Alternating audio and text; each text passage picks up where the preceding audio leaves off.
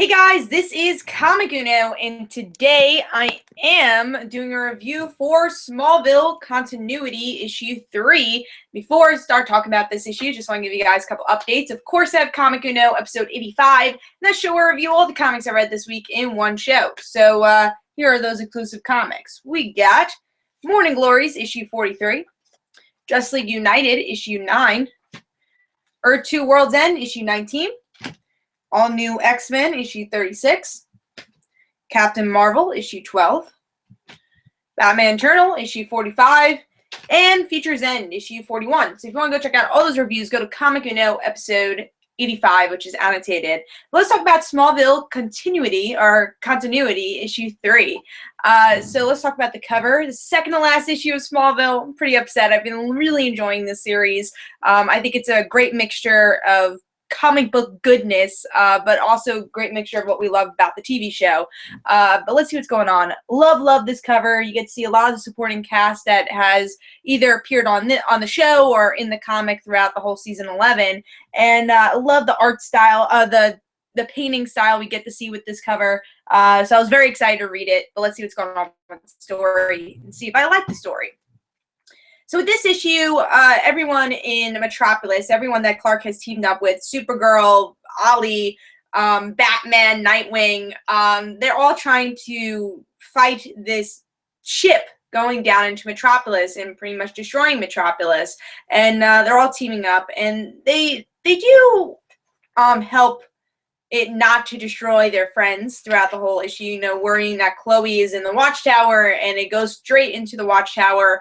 But we get to see Tess turn into Red Tornado and save Chloe. So they're now all officially teaming up to try to save the day against these aliens. And also you get to see a little bit of a side story with Lex, maybe seeing a bit of humanity and seeing will he help the team, or will he try to help going against the aliens, or does he have his own motive? And that's pretty much the whole issue. And also Clark is almost under control to make his memories forgotten because the aliens are trying to do that to his mind, but he's able to overcome that, and he's like, this is my city, I'm Clark Kent, let's defeat these people. And hopefully by the last issue they will defeat the aliens. So what did I think about this issue overall? I loved it. There are some awesome character moments throughout this whole issue. One being Tess turning into Red Tornado. Honestly, I didn't expect that. I didn't really know what direction they were going to go with Tess. I didn't really think, oh, well, she's going to become Red Tornado, even though that was the obvious thing for the character. I think that was a really cool twist. There's a pun for you. I thought that was a really good twist. And, you know, Tess saving Chloe, I think that just shows how much Tess has grown as a character since her first appearance on the show towards, you know, the last appearance on the show and now the last appearance of the comic. And I love how much Tess has grown. And then Chloe, you know, still being pregnant, but still being able to be a badass, and everyone worrying about Chloe, literally the whole superhero community is like, Chloe, we need to save you. I thought that's great. You know, Chloe's still in the middle of the story, even though she's not able to fight. I think that's a great part of this issue. And then, you know, Oliver's reaction is like, oh my God, I have to save Chloe because this is my wife. It was a great moment, and you get to see the emotion.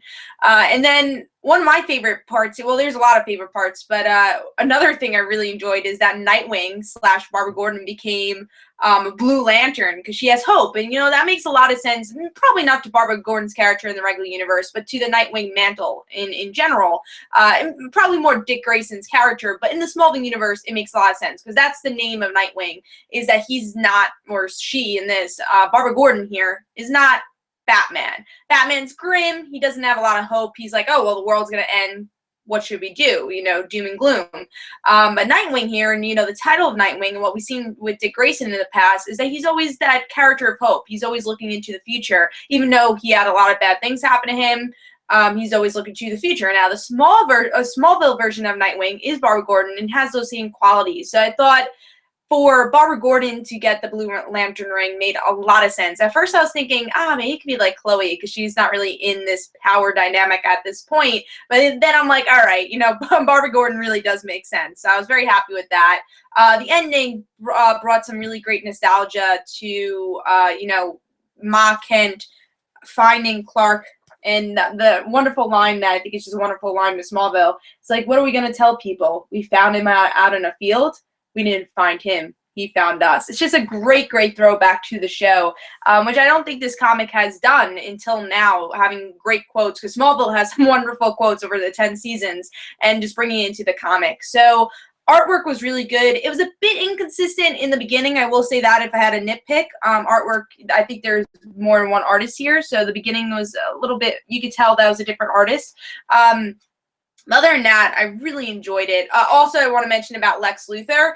That was a bit of a nitpick, is that I don't really feel for the Otis character. So when he's almost dying, Lex actually having humanity, I didn't really feel the impact as much, just because I didn't really like the sidekick Otis character. So that would be a little nitpick. But overall, this issue was really great and has some great character moments. It makes me really pumped up to see what Brian Q. Miller will do for the last issue. So Smallville Continuity issue 3 is my pick of the week, and I definitely recommend Smallville if you haven't read it. It makes events even bigger than some of the comic book events I'm seeing now, regular events. This feels like a bigger event because we get to see character interactions and not just plot interactions, and that's what I really like about Smallville in the past, also with Smallville Lantern and all the other past events they've done with a big group of people. They do it right.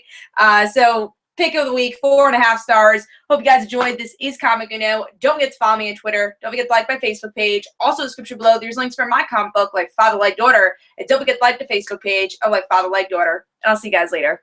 Bye.